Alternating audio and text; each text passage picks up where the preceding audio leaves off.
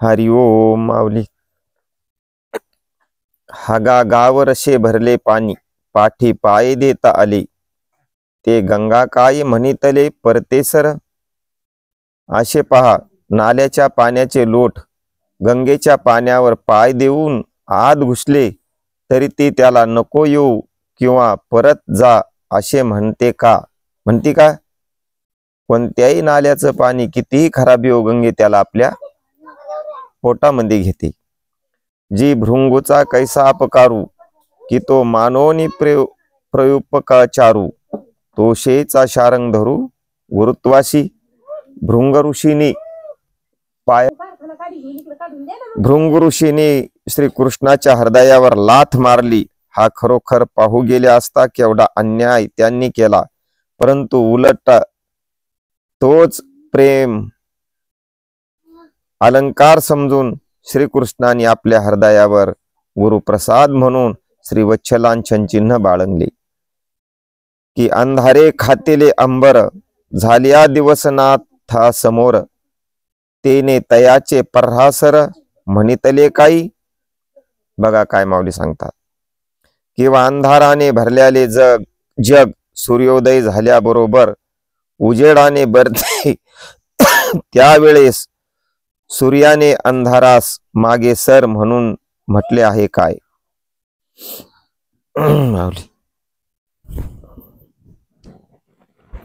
तेवी भेदबुद्धीचे तुळे घालोनी सुरेशमाचे कंटाळे, तुकिलाशी ते एकी वेळे उपाशीही जोजी. त्याचप्रमाणे तुमच्या ठिकाणी भेदबुद्धीचा तराजू करून तुम्हाला सूर्याबरोबर पारड्यात घालून तुलना केली. ह्या माझ्या हातून घडलेल्या अपराधाची गुरु आपण क्षमा करा. जी ध्यानाचा डोळा पाहिलाशी, वेदादेवाचा वाणीलाशी, जे उपासाहिले तयाशी, ते आम्हाही करी. योग्यानी ज्या ज्ञान दृष्टीने तुला पाहिले व वेदाने आपल्या वाचेने तुमचे वर्णन केले, ह्या गोष्टी जशा तुम्ही सहन केल्या त्याप्रमाणे मी जी तुमची तुलना केली त्याबद्दल क्षमा करावा. परी मी आजी तुझ्या गुणी, लालचावलो अपराधू न गणी, भलते करी परी अर्ध धनी नुठी कदा. परंतु तुमचे गुणानुवाद वर्णन करण्यास मी सौकलो आहे, पण हा माझा अपराध समजू नका. तुम्ही वाटेल ते जरी केले तरी मी अर्धपोटी उठणार नाही. म्या गीता येणे नावे, तुझे पसाय अमृत स्वाहावे, वानो धरलो ते दुने न थावे, दैवलो देवे. मी गीतारूप प्रसाद अमृताचे आवडीने वर्णन करू लागलो, तो तुमच्या कृपेने मला दुप्पट बळ आले व मी मोठा भाग्यवान झालो. माझ्या सत्यवादाचे तप वाचा केले बहुत कल्प, तया फळाचे हे महादीप पातले प्रभू. प्रभो, माझ्या वाचेने अनंत जन्मी सत्य भाषण रूप तप केले, त्याचे फळ हे गीता नामक महादीप मला मिळाले. पुण्य पोशिले असाधारणे, ते तुझे गुण वानने, देवोनी मज उत्तरणे झाली आजी. मी आजपर्यंत जी बहुत पुण्याई केली, तिने तुमचे गुणवाद वर्णन करणे हेच फळ मला देऊन मी माझी उत्तराई झाली. जी जीवित्वाच्या आडवी आतुडलो होतो मरण गावी, ते अवदासाची आघवी फेडिली आजी. मी देह संबंधाच्या अरण्यात जेथे जन्म मरण घ्यावे लागते तेथे सापडलो होतो. जी सर्व माझी पीडा आज दूर झाली. जे गीता येणे नावे, नावा निगी जे अविद्या जाणोने दुटांगी, ते कीर्ती तुझी आम्हा जोगी वानावया झाली.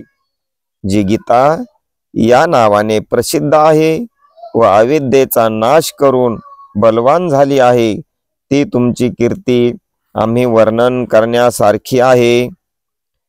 पै निर्धना घरी वाणी वशे, महालक्ष्मी येऊनी बैशे, तया ते निर्धन आईशे म्हणू ये काही.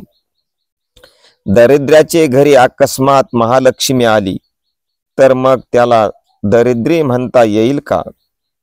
का अंधकाराच्या ठाया दैवे सूर्य आलिया, तो अंधकारूची जाय गया जया प्रकाशू नोहे. अथवा अंधाराच्या घरी सदैवयोगाने सूर्य पाहुणा आला तर तोच अंधकार जगाला प्रकाशमय होत नाही का? जया देवाची पाहता थोरी, विश्व परमाणु ही दशान धरी, तो भावाचे सरोभरी नोहेची काही. ज्या ईश्वराच्या योग्यते पुढे जग हे परमाणु एवढे ही दिसत नाही, तो ईश्वर भक्तीने पाहिजे ते रूप धारण करत नाही काय? तैसा मी गीता वाखानी, हे पुष्पची तुरंबानी, परी समर्थत्वा शिरायानी फेडिली ते. त्याप्रमाणे माझे गीतेचे व्याख्यान म्हणजे आकाशात पुष्पाचा वास घेण्यासारखी घटित करणे होय. परंतु आपण समर्थ असल्यामुळे माझी हौस पूर्ण केली प्रभू. म्हणून तुझेनी प्रसादे मी गीतापद्ये आगादे, निरूपिन जी विषेदे ज्ञानदेव म्हणे. म्हणून महाराज म्हणतात, तुमच्या प्रसादाने गीतेतील सर्व श्लोकाचा अर्थ मी स्पष्ट सांगेन. तरी अध्यायी 15 श्रीकृष्णे तया पांडवा शास्त्र सिद्धांतू आघवा उगा अनिला.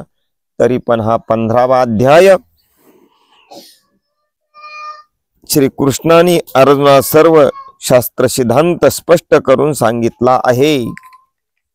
जे वृक्षरूपक परिभाषा केले उपाधिरूप अशेषा, सदैवे जैसे द्वेषा अंगीलाना.